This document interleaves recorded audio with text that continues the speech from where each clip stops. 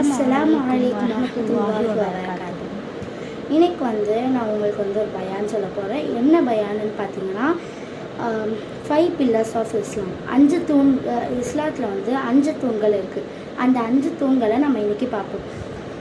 முன்னாவது கலிமா, அதாவது ஷஹாதா, லா இலாஹ இல்லல்லாஹ் முஹம்மது ரசூலுல்லாஹ், வணக்கத்துக்குரியவன் அல்லாஹ்வை தவிர வேறு யாரும் இல்லை, முஹம்மது நபி ஸல்லல்லாஹு அலைஹி வஸல்லம் அவர்கள் அல்லாஹ்வின் திருத்தூதர் ஆவார்கள். இதுதான் முன்னாவது. இதை நம்ம நம்பணும். இதுதான் இஸ்லாத்தோட முதல் தூண். இரண்டாவது தொழுகை.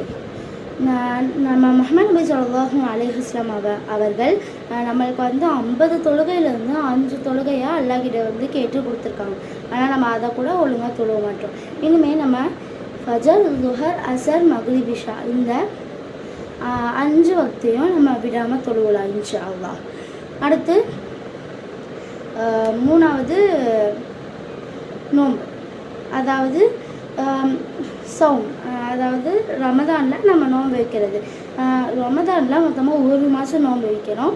இதை முஹம்மது நபி ஸல்லல்லாஹு அலைஹி வஸல்லம் ஒவ்வொரு முஃமின்களுக்கும் கடமையாக்கியிருக்காங்க, சொல்லியிருக்காங்க. இந்த மாதிரி அல்லாஹ் சொல்கிறான், ஒவ்வொருத்தவங்களுக்கும் கடமை அப்படின்னு சொல்கிறான்.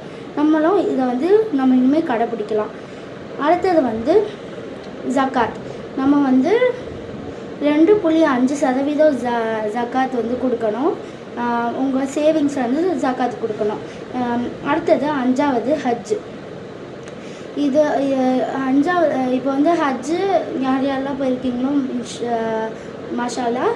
அடுத்து ஹஜ்ஜு போகாதவங்களாம் உங்களால் எவ்வளோ முடியுமோ அந்த அளவுக்கு அழுது அல்லாஹ்கிட்ட துவா செய்யுங்க. அல்லாஹ் கண்டிப்பாக கொடுப்பான் உங்களுக்கு ஹஜ்ஜு. இன்ஷா அல்லாஹ் உங்களுக்கும் ஹஜ் கிடைக்கிற மாதிரி நீங்கள் அழுது நல்லா துவா செய்யுங்க. ஹஜ்ஜு போயிட்டு வந்தவங்க அல்லாஹ்கிட்ட மீண்டும் மீண்டும் ஹஜ்ஜு போகணும் அப்படின்னு துவா செய்யுங்க இன்ஷா அல்லாஹ். இந்த மாதிரி அடுத்த வீடியோவில் இதே மாதிரி வேறு ஏதாவது டாப்பிக்கில் சொல்கிறேன்.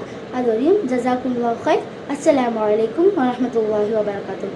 நம்ம இனிமேல் என்ன செய்யணும், இந்த 5 தூண்களையும் நம்ம கடைப்பிடிக்கணும் இன்ஷா அல்லாஹ்.